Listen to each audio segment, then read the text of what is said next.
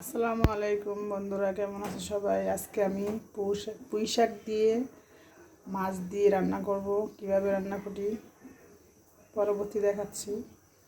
এখানে আমি পেঁয়াজ কুচি দিয়ে দিব একটা।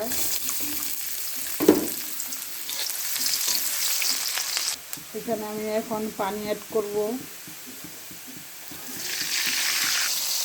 স্বাদ মতো লবণ,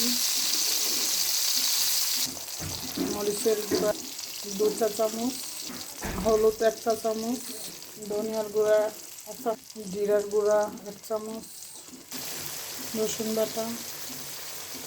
এবার মশলাটাকে আমি ভালো মতো কষিয়ে নেব। আমার মশলাটা কষানো হয়ে গেছে, এবার দিয়ে দিব মাছটা আমার কষানো হয়ে গেছে। আমি পুঁই শাকটা রান্না করব কষা মাছ দিয়ে। এবার আমি আলু দিব। আলুটা আমার কষানো হয়ে গেলে তারপরে কিন্তু শাক দিব। এখন দিলে কালারটা নষ্ট হয়ে যাবে শাকের, তাই আলু ডাঁটাগুলো আগে কষিয়ে নিতে হবে। আমার আলুটা কষানো হয়ে গেছে, এখন আমি শাকটা অ্যাড করে দিব।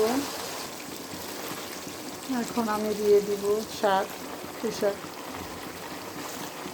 একটু লাড়া দিয়ে রেখে দিলাম।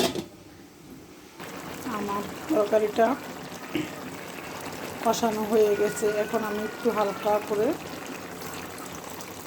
ঝোল দিলাম।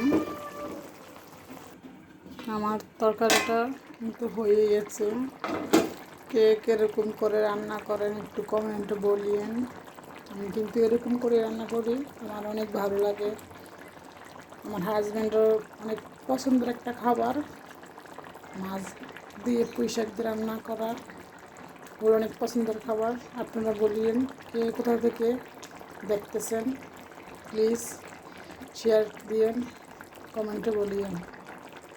ভালো থাকবেন। আল্লাহ হাফেজ। আসসালামু আলাইকুম।